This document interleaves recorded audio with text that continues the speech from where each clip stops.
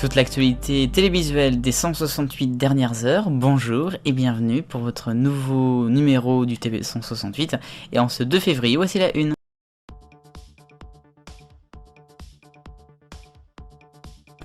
À l'aube d'une semaine qui sans doute sera historique pour la télévision française, la une du TV 168 va parler de Canal+. Puisque vous le savez, vous ne le savez pas, la chaîne, et je parle bien de la chaîne qui est diffusée sur la TNT, sur le canal numéro 4, depuis des années, eh bien va peut-être se retirer. Et tout ça parce que le 5 décembre prochain, sa convention de diffusion va expirer, et eh bien il va falloir candidater pour en avoir une autre. C'est la nouveauté, c'était pas comme ça avant, mais c'est ça qui a changé les règles. Ce qui veut donc dire que on pourrait très bien avoir un autre acteur sur le canal numéro 4, ou tout simplement plus rien. Et ça va se passer notamment la semaine prochaine, puisque le CSA va lancer les auditions des appels à candidature, enfin des candidatures justement, ça sera toute la semaine, pour savoir un petit peu ce qui va se passer. Alors il y aura plusieurs grands groupes apparemment, il y aura peut-être même Discovery qui a mis le nez là-dedans, on verra bien. Alors, ce qui en est, c'est que si Canal+ décide de ne pas recandidater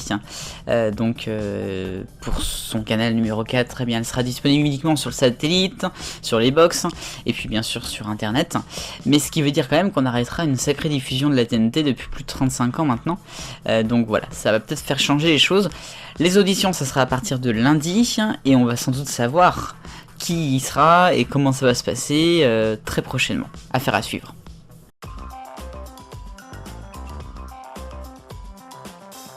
Voici maintenant le rayon actu, on va commencer avec une émission de France 5, une fois n'est pas coutume.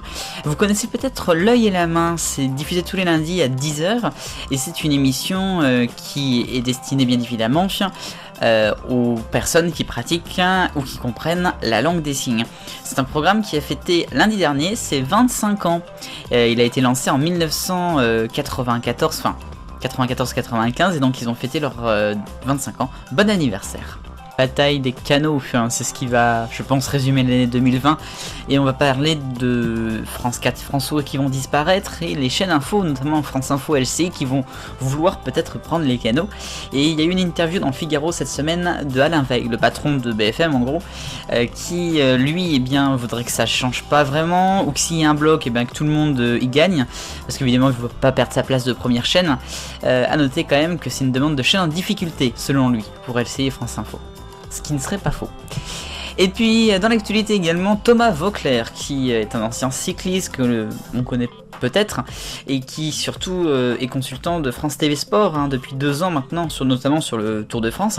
Et bien il va rejoindre la chaîne L'Équipe. Attention, pas pour tout le temps, uniquement pour certaines courses là en février, comme le Tour de la Provence ou l'Étoile de Bessèges. Donc voilà, il sera toujours sur France TV notamment pour l'année.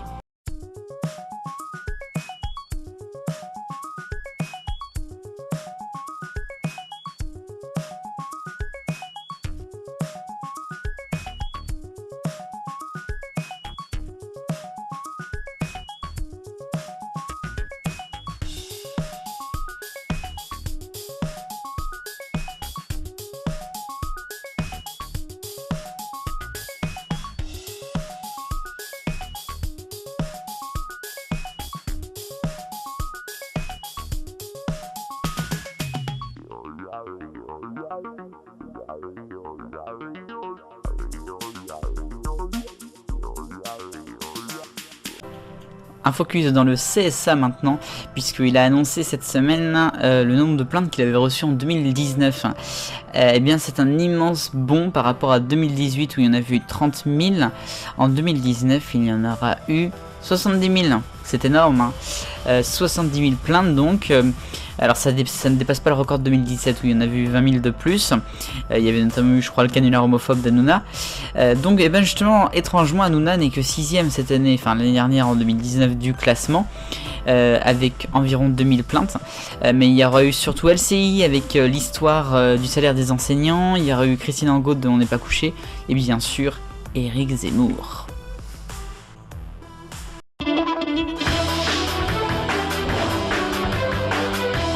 point et on va reparler de Cyril Hanouna. On n'avait pas assez encore parlé de lui. On va parler d'une polémique qui a eu lieu cette semaine avec Gulli, puisque mardi soir dans son émission, il a appelé au boycott, tout simplement de la chaîne jeunesse, puisque elle avait sans doute en fait interdit à une association dont Hanouna est le parrain de mettre une boîte à dons dans un des Gulli Parks. Vous savez, les Gulli Parks, c'est parc indoor où on peut faire des jeux avec les enfants. Et bien ça ne lui a pas plu évidemment, donc le lendemain il y a eu la directrice de Gulli, enfin des antennes de Gulli qui est venue à la rescousse, tout ça pour dire non, on ne ferme pas la porte à l'association qui s'appelle les Papillons. Mais c'est juste que c'était pas ce qu'on avait prévu, tout ça, donc grosse polémique, enfin moyenne. Mon point, c'est surtout que en fait les enfants ils en ont rien à foutre de donner des dons, ils veulent juste jouer. Donc je pense pas que ça c'est un endroit où on puisse faire ça. Les dessins je veux bien. Voici la question 168. Pour ou contre le changement de nom du CSA en Arccom? C'était la question de la semaine dernière. Et bien vous êtes en majorité à avoir répondu contre, c'est nul. Mais suivez attention juste derrière par pour, mais sous grosse réserve. Et ensuite le reste des réponses pour totalement et puis les deux autres contre. Nouvelle question cette semaine, vous l'avez vu, on en a parlé dans la une. Canal+ peut-elle survivre sans la TNT? A votre avis? Vous pouvez voter dans la description, merci.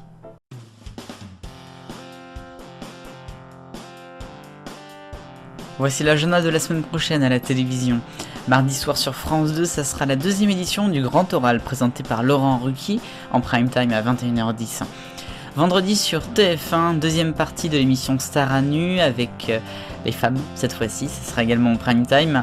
Et puis samedi, le prime de France 2 sera le retour des documentaires animaliers inédits avec une planète de monde sauvage.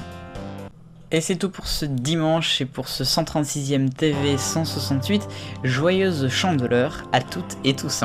On se retrouvera dimanche prochain pour une nouvelle émission.